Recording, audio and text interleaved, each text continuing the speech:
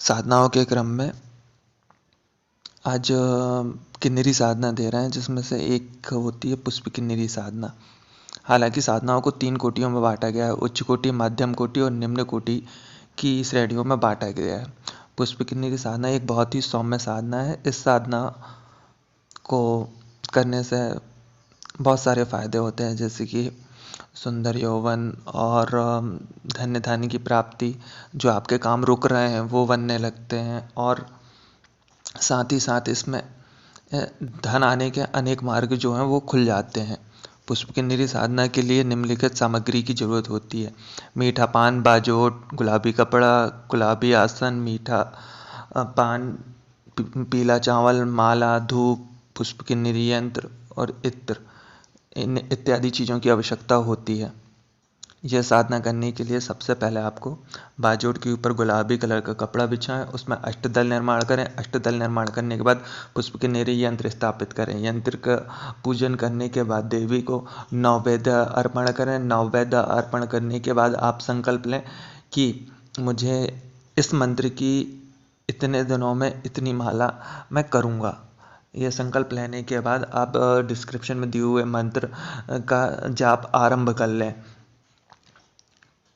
जाप आरंभ करने के बाद जब आपका संकल्प पूरा हो जाए, उसके बाद आपको दशांश आहुति करनी होती है। दशांश आहुति करने के बाद यदि आपकी आध्यात्मिक ऊर्जा बहुत अच्छी है तो आपको आपकी साधना फलित हो जाएगी। और नहीं, यदि एक बार में नहीं होती है तो आप दोबारा ट्राई करो। दोबारा भी अगर नहीं होती, तीसरी बार ट्राई करो। कब तक नहीं होगी? अरे यदि हमसे नहीं होगी तो किससे होगी? ये चीज़ सोच के कभी भी साधनाएं करनी चाहिए।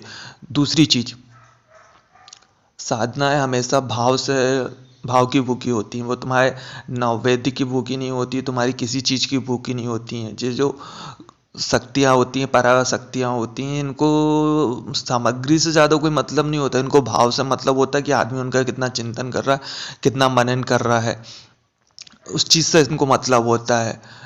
और चूँकि सबसे पास में अभी किन्नरी लोग हैं, तो सबसे ज़्यादा आदमी की जो ऊर्जा होती है वो वहीं तक पहुंच पाती है। साधनाओं के क्रम में धीरे धीरे आप आगे बढ़ते जाओ, आपको साधनाएं फलित होते जाएंगी। एक के बाद पहले एक साधना कर लो, उसके बाद फिर वही साधना आपको दूसरे में सपोर्ट करेगी, दूसरी साधना आपको तीसरे में सपोर्ट करेगी। ऐसे करके आप धीरे धीरे करके अपनी साधनाओं को आप आगे बढ़ा सकते हैं। यदि आप सोचो कि मैं सीधे महाविद्या साधना चालू कर दूँ और वो फलित हो जाए, तो ऐसा तो बहुत किस्मत वालों के साथ होता है भाई। बाकी आपको इस चैनल में वही साधनाएं मिलेंगी जिनको मेरे शिष्यों के द्वारा फलित हुई हैं। जो साधनाएं जो हैं वो फलित हुई हैं, मैं वही साधनाएं दूंगा। तुक्का वाली कोई साधना नहीं होगी यहाँ पे। और यदि आपको अच्छा लगे वीडियो तो प्लीज़ चैनल को सब्सक्राइब कर लो।